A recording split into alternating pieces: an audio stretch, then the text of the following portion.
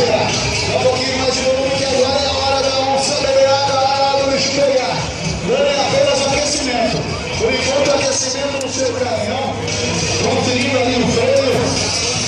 Conferindo, logicamente, o aquecimento do motor dos pneus. Pneu tem que estar aquecido para que ele possa derrapar, que o controle do caminhão durante o show possa ser perfeito. E além daí, com o aquecimento. O Juninho está aqui, ó. São 4 caminhões que serão usados no show. O Juninho vai usar o caminhão do Brasil argentino. E o segundo caminhão aqui com as cores da bandeira do Brasil.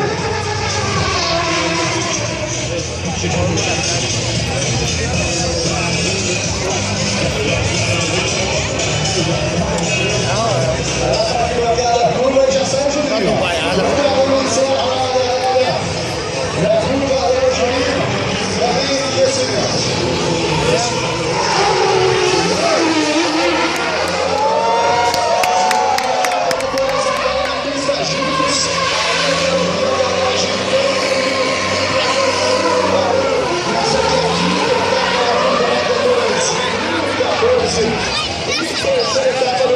Sul-Americano de Fórmula 1.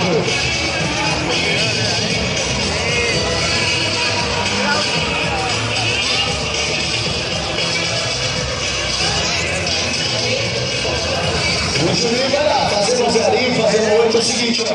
Atenção, o pessoal que tá em cima desse andame aí, ó. Atenção, a de banho azul. Toma cuidado que aí no final do show vai ser perigoso, hein? Quando chegar no final do show, vou pedir pra vocês descerem. Aí no final vocês descem, ok? Outra coisa importante, quem tá na frente dos blocos? Nós vamos ter que ir na frente desse lado.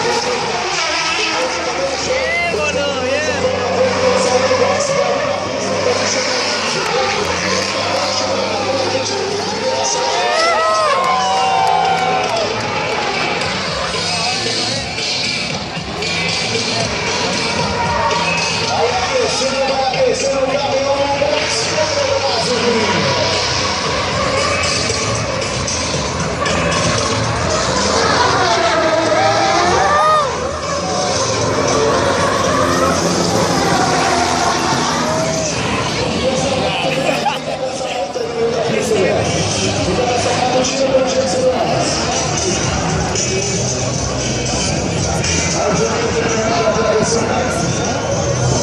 Já terminou a parte de aquecimento do Juninho.